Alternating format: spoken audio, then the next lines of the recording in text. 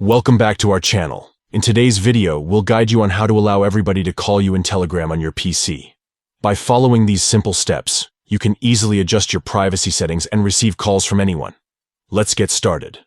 First, open the Telegram app on your PC. Ensure that you have it installed and logged in.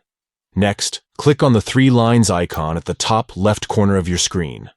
This will open the side menu. Now, locate and click on Settings. From the side menu, it's usually towards the bottom. Within the Settings menu, find and select Privacy and Security. This is where you can manage your privacy settings. Scroll down and click on Calls. This is where you can control who can call you on Telegram. To allow everybody to call you, simply tap on the circle next to Everybody. This will turn it blue.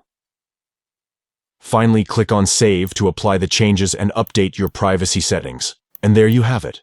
Now, everybody can call you in Telegram on your PC. That wraps up today's tutorial on how to allow everybody to call you in Telegram on your PC. We hope you found this video helpful. Don't forget to give it a thumbs up and subscribe to our channel for more informative tutorials. Thank you for watching.